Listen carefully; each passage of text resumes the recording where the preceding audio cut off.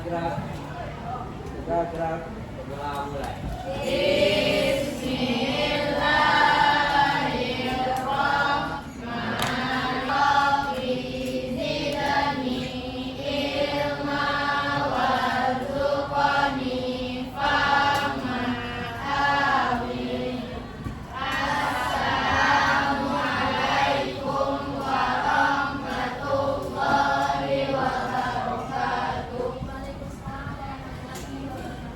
Apa kabarnya anak-anak?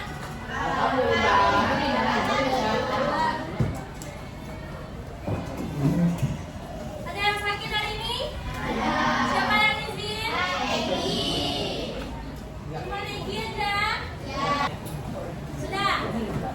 Minggu kemarin kita sudah mempelajari apa? Puisi. Sudah selesai kita belajarnya? Apa itu puisi?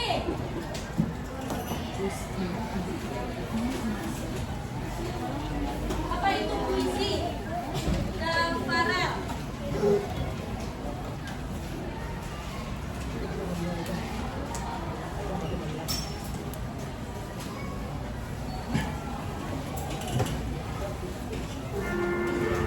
Siapa yang bisa?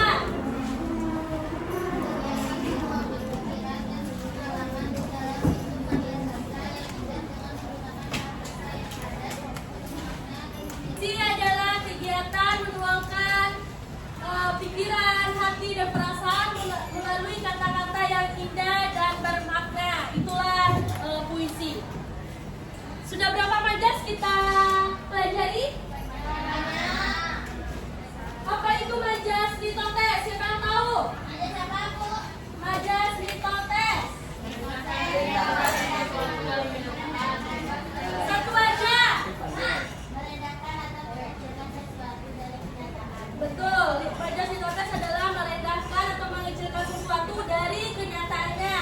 Contohnya siapa yang bisa menyebutkan? Silakan.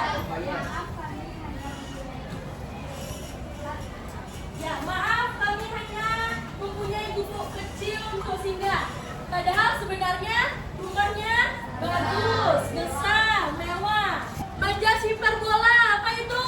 Silakan, Bangnya. Melebih-lebihkan dari makna sebenarnya. Siapa bisa menyebutkan contohnya? Silakan. Rinduku setinggi langit. Apa benar rindu bisa dia setinggi langit? Menuju langit bisa dia? Tidak. Berarti dia melebih-lebihkan suatu dari kenyataan. Sekarang siapa yang tahu kita akan belajar apa? Belajar pidato. Kalian mendengarkan pidato? Gimana kalian dengarnya? Di saat upacara, pembinanya memberikan pidato di depan. Saat kultum, mana lagi? Bisa juga karena dia pidato yang mengandung unsur santai, ceria, senang, bahagia. Oke. Sekarang kita masuk ke pengertian pidato. Jadi pidato itu adalah kegiatan berbicara di hadapan orang banyak untuk menyampaikan gagasan, pendapat, informasi secara lisan. Ini bertujuan untuk memberitahu informasi, meyakinkan audiens, menghibur audiens, dan menggerakkan pendengarnya atau audiens. Nah, jadi pidato ini berbeda dengan puisi ya. Kalau puisi kita bisa membuatnya sendiri, bisa membacakannya sendiri, bisa untuk kita sendiri. Tapi kalau pidato ini adalah ungkapan yang harus dinyatakan kepada khalayak umum, kepada orang banyak. Kita masuk kepada ciri-ciri pidato.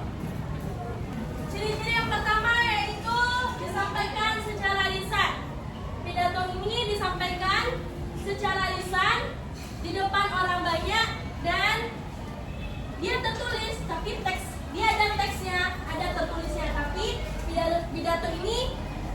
kampanye juga disampaikan secara lisan. Itulah yang disebut dengan pidato. Dia ada si pendengar dan ada si pembaca pidatonya.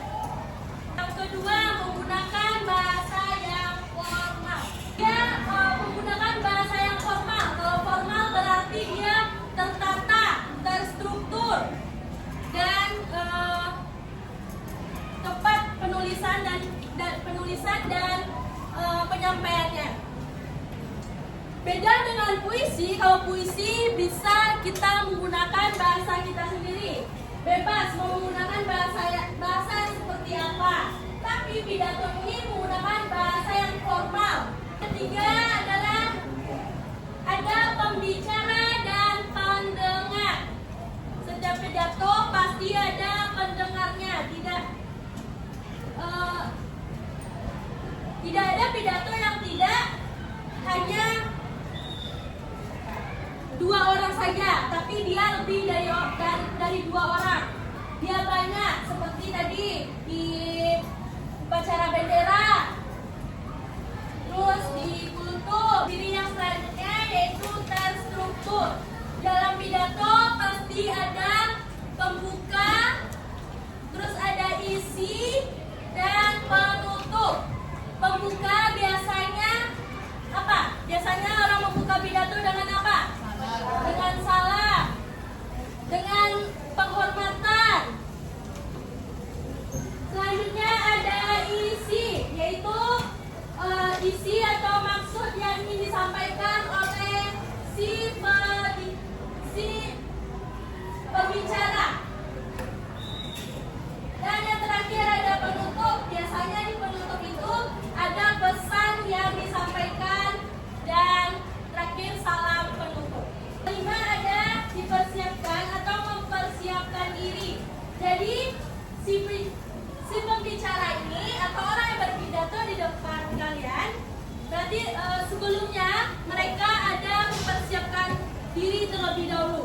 Mereka mempersiapkan materi, mempersiapkan diri untuk tampil di hadapan orang banyak, dan mempersiapkan mental. Mungkin ada memiliki tujuan yang jelas. Jadi di setiap pidato itu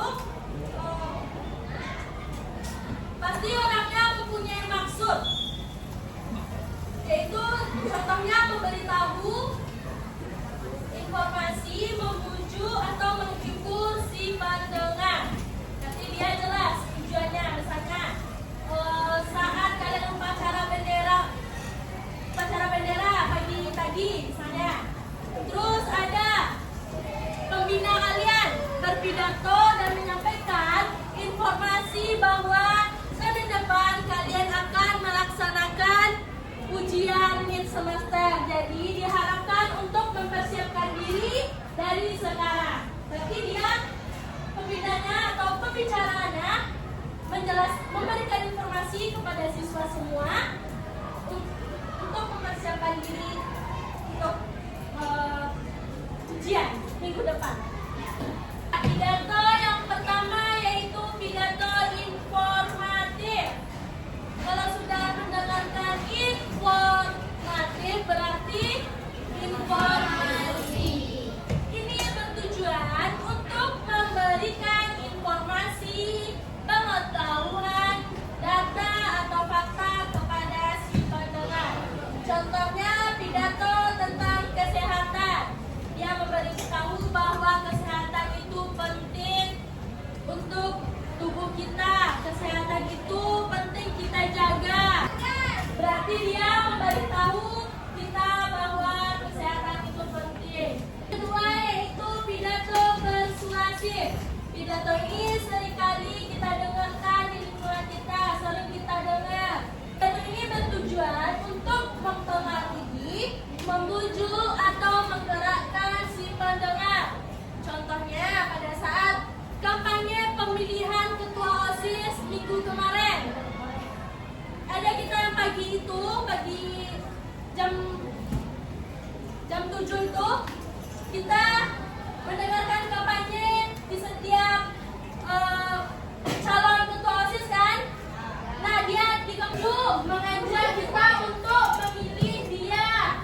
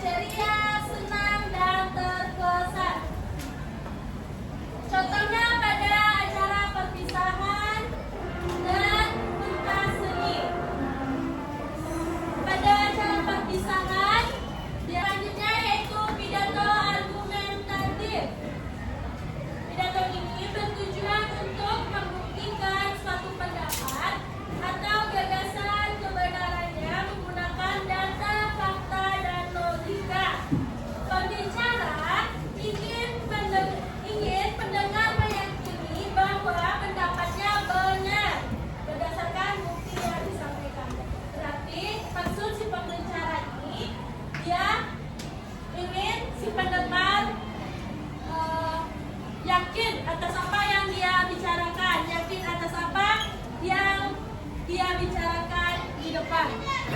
Struktur yang pertama yaitu pembukaan. Ini merupakan bagian awal pada pidato yang berisi salam, assalamualaikum,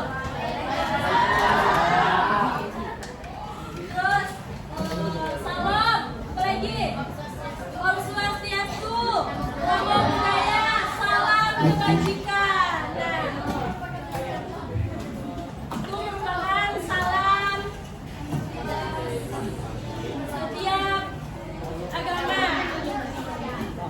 Jadi bagian awal itu yaitu berisi salam pembuka dan sapaan kepada hadirin yang hadir di depan. Habis itu ucapan syukur kepada Tuhan karena telah memberikan kita kesehatan, kebahagiaan saat berada di sebuah pidato itu. Nah, bagian tubuh yang kedua yaitu isi. Ini merupakan bagian utama dan yang terpanjang pada sebuah pidato. Ini berisi penjelasan, gagasan pokok, dan data atau fakta. Ini adalah berarti ini inti dari pidato yang disampaikan. Ini tujuan kenapa pidato itu disampaikan. Inilah isinya. Ini bagian penting di dalam sebuah pidato. Nah, yang terakhir yaitu penutup. Itu berisi kesimpulan dari informasi yang disampaikan pada pidato itu dan pesan. Dan di penutup ini juga ada pesan dan harapan dari si pembaca kepada si pendengar, dan ucapan terima kasih dan salam penutup. Ucapan terima kasih karena sudah mendengarkan dan menyisikan waktu untuk mendengar sudah siap untuk belajar. Perhatikan sampah di sekitarnya.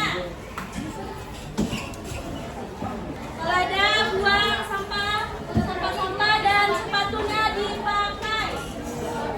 Setelah kita melakukan sholat zuhur dan makan. Oke, kita akan lanjut ke latihan. Ibu, catatan ini sudah selesai?